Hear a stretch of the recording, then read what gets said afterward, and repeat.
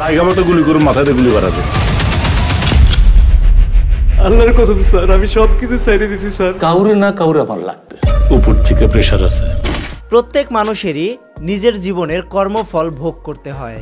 Recently এই কনসেপ্টের উপর ভিত্তি করেই নতুন একটি সিনেমা এসেছে, যার নাম হচ্ছে আমলনামা।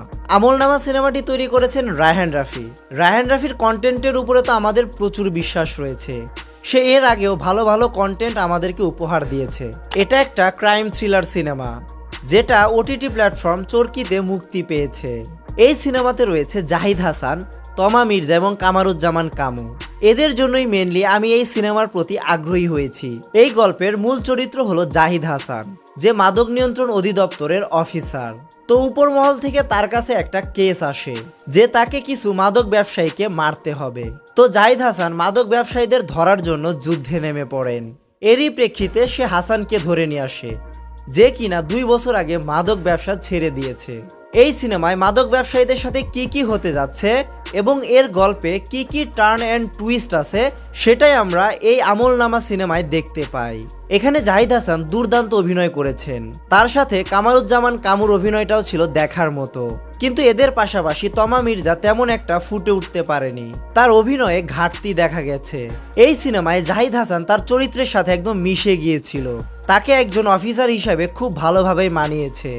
তার কথাবার্তার স্টাইল, তার হাঁটার ধরন, সবকিছুতেই যে সে এফোর্ট দিয়েছে সেটা বোঝা যায়। রায়হান রাফি সবসময় একটা জিনিস ফলো করে গেছেন, সেটা হচ্ছে সত্য ঘটনা নিয়ে সিনেমা বানানো, যার জন্য তার অনেকগুলো সিনেমা এখন পর্যন্ত মুক্তিই দেওয়া হয়নি।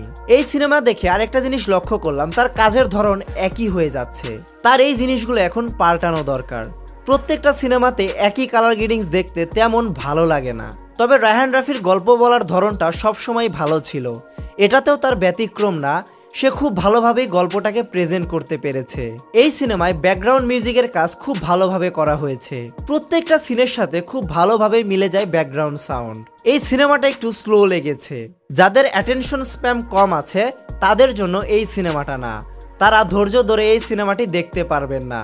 কিন্তু এই সিনেমাটা একটি থ্রিলার গল্প হওয়ায় হয়তো আপনাকে ধরেও রাখতে পারে। এই সিনেমার মধ্যে একটা আইটেম সং রয়েছে, যেটা দেখে মনে হয়েছে এই সিনেমায় এই আইটেম সঙের কোনো প্রয়োজন ছিল না। আমলনামা সিনেমার গল্প আমাদেরকে একটা শিক্ষা দেয়, প্রত্যেক মানুষেরই কর্মফল ভোগ করতে হয়।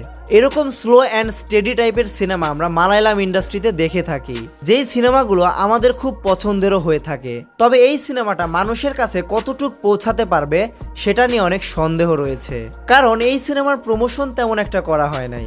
তার উপরে ঈদে অনেকগুলো অ্যাকশন টাইপ সিনেমা আসছে, যার জন্য এই সিনেমার প্রতি কারো কোনো মনোযোগী নেই। ওভারঅল আপনি এই সিনেমাটা দেখতে পারেন যদি আপনি থ্রিলার টাইপ গল্প পছন্দ করেন। তো আপনারা সিনেমাটা দেখেছেন কি না, আর দেখে থাকলে আপনার ওপিনিয়নটা কি কমেন্টে জানাতে পারেন। আপনাদের সাথে ছিলাম আমি রঞ্জন। রিভিউ বাইয়ের সম্পূর্ণ ভিডিওটি দেখার জন্য ধন্যবাদ।